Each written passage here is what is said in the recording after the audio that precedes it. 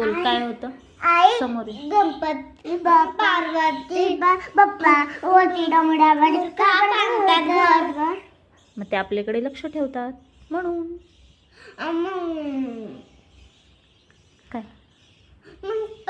मला दिसत नाही कस काय? मग ते कोणाला दिसत नाही. त्यांनी वरतून बघत असतात आपण चांगलं वागतोय का, चोरी करतोय का, छान कोणाशी कसं वागतोय कसं नाही हे बघत असतात. आणि त्यांना वाटलं आपण छान वागलोय की मग ते आपल्याला मस्त गिफ्ट देतात माहिती आहे का. आणि खाली पण येतात. हां तुला पण दिलं होतं ना गिफ्ट, तुला पण दिलं ना गिफ्ट. हो. हां पण ती खाली कसं येतात? बघ कसं येतात सांगू. तुम्ही स्कूलमध्ये जाता, हं. टीचर तुम्हाला चॉकलेट्स देते. हं. मग ते बाप्पाने त्यांना सांगितलेलं असते की यांना चॉकलेट द्या, हे खूप छान वागले. आणि गंध केल्यावर टीचर तुम्हाला फटका देते ना. हं.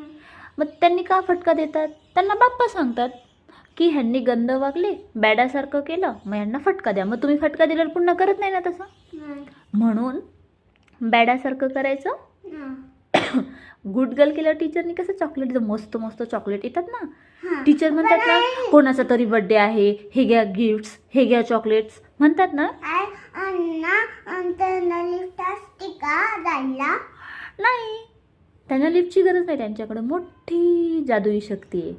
आणि त्यांनी पाय घेऊन ना एका सेकंड मध्ये खाली जातात. असं असतं. त्यांच्याकडे जादू छडी असतात त्यांना ना. असं फिरवलं की सगळ्या गोष्टी होतात त्यांच्यासाठी. म्हणून ऐकून घे, म्हणून चांगलं वागायचं, वाईट वागायचं नाही, कोणाशी भांडण करायचं नाही, कोणाचं काही घ्यायचं पण नाही, कळलं.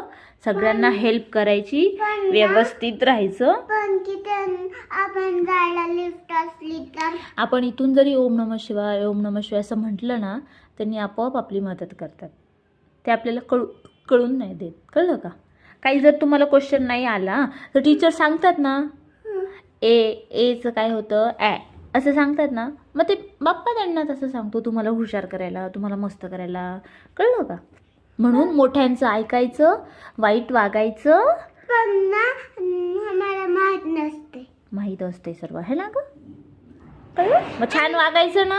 हा पण त्यांच्याकडे जादू